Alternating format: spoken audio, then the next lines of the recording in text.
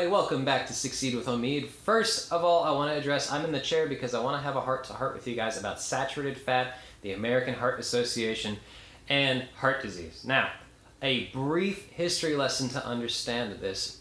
Back in the day when we very first started getting blood tests out, the number one thing we could actually measure with any degree of accuracy was cholesterol. So immediately scientists started doing studies and figured out that when serum cholesterol, the actual cholesterol in your blood, is high, there's a massive correlation with heart disease. That's it. Correlation does not equal causation, and when it's the only thing you're looking for, you can usually find it, right? If all you have is a hammer, all you see is nails. Basically what happened.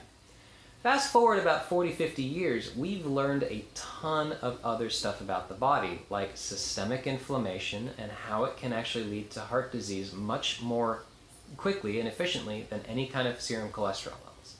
The next thing we also figured out is that dietary cholesterol and serum cholesterol actually don't correlate with each other almost at all.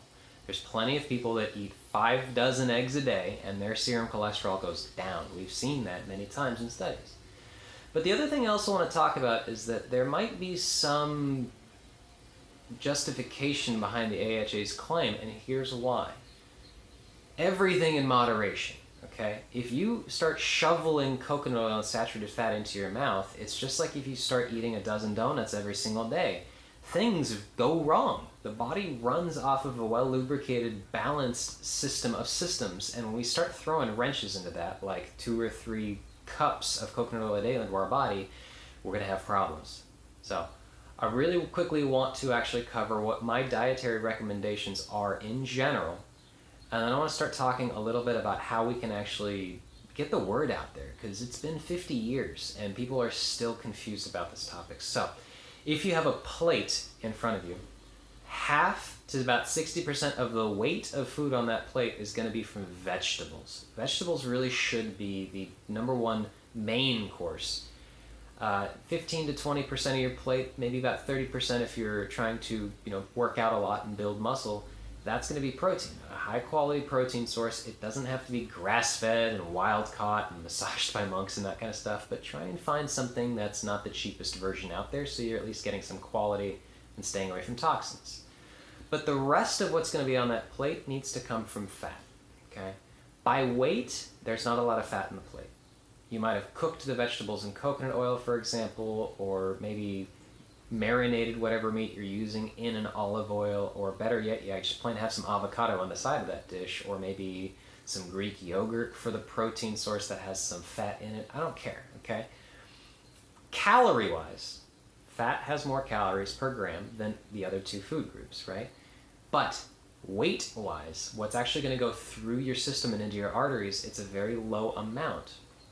If inflammation is low, your veins are very smooth and they're almost lubricated. The fat goes straight through you. It gets turned into brain cells. There's a lot of cholesterol in your brain. There's a lot of saturated fat and cholesterol surrounding every cell in your body. There's even cholesterol and collagen that bind together to create your skin and hair cells. It's wrong to demonize something that you're made of, but if you have too much protein, if you have too much sugar, if you have too much fats, bad stuff happens. The biggest problem I'm seeing in this big debate is that it's the clickbaity headlines that are the byproduct of the internet being a thing. And also on top of that, some small little journalist that has a micro blog that has no idea about any of this type of stuff and the New York Times both sound the same on the internet. And I really want to highlight that point. Choose your sources carefully. Even criticize what I say and use some analytical thinking to double check.